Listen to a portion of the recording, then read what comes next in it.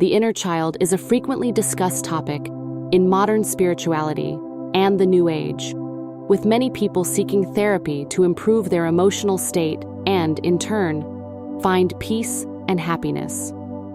Around the year 2000, there was a sudden surge of interest in the idea, as if people had collectively realized they would remain eternal children unless they confronted their childhood traumas.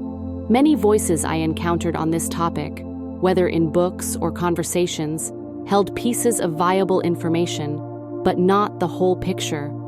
Perhaps at that time, there wasn't room for more understanding. Looking back at 2000, it almost feels like another planet, a different era from ours. Humanity has since reached new levels of spiritual growth and also de-evolution. In some ways, we've regressed. Life is a cyclical process. Recently, I've been browsing social media and, honestly, I see abandoned children, metaphorically speaking, mud-smeared, pointing fingers at each other, stuck in the very mud they create. Even some therapists parade around with their egos exposed, unaware of their own shortcomings. Let's revisit the concept of the wounded child within each of us. When I speak of the inner child, I mean that part of us, frozen in the fraction of time when it experienced trauma.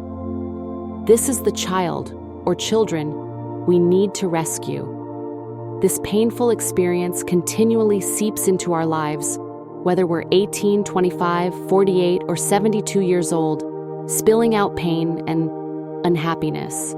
This wounded, traumatized part of ourselves, unless integrated, constantly sabotages our minds, seeking the attention it requires. Many of us have meditated to kiss our inner child, but that's not enough. It's not enough because we haven't yet forgiven ourselves, and we don't yet have the cognitive process necessary to address this trauma decisively. This inner child trauma usually originates during a time when our mother, or perhaps father or both parents, was responsible for our security, sustenance, and overall care.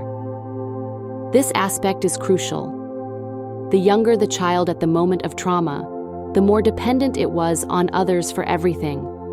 Other factors also matter, like whether it was the only child or the eldest. For instance, if an older child experiences trauma, they often have no one to rely on, unlike a second child who might have an older sibling for some support. How do we resolve this, regardless of the problem? Can I identify what caused the trauma? If I can I address it? For me, resolving it means dissolving that traumatic moment until it's nullified.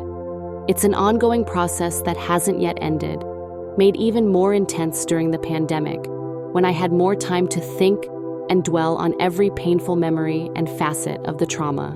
As a Reiki therapist and someone striving for mastery over my personal life, I'm skilled at probing my wounds to check if I'm feeling better. I understand that my life and what I project onto those around me are closely tied to my foundation, my childhood. So, let's get to work. The inner child must be integrated because the trauma is ongoing. Time isn't linear. It's a human construct, an illusion that dissociates us from what's important. So, that painful moment, or moments, remember, is always happening, always causing damage. This programming is like an onion, with layers upon layers, creating a powerful weapon against ourselves. We must learn to peel away these layers until we dissolve the trauma. It's a lifelong journey. We all have the power to reach this higher consciousness, which we must strive for. Let's rise above the ego through metacognition, going beyond mere knowledge. Using our brain's frontal lobe, let's give voice to our divine mother, demon, guardian angel, or whatever resonates with you, to nurture and care for our inner child. One approach is to list moments when our inner child was hurt or traumatized, perhaps the death of a beloved pet, a bullying incident, a violent experience, or anything else, and go to meet our inner child in that moment, offering support, love, and understanding. We must recognize that suffering is a mass, energy, weight. The more suffering, the heavier the potential depression from this life foundation. Those of us peeling the onion are transcending. Ascension begins here with these basics. To integrate our shadow is to assist in the Earth's ascension through the suffering we transmute. Don't fear facing it. And each time you look at your inner child, lonely and in pain, notice the power within. The pain can transform into strength, desire, ability, and action. It's a precious fuel for your journey to becoming a living goddess or god. Let's do this. Let's get to work. If you seek assistance, feel free to reach out to me for a hypnotherapy session with apometry.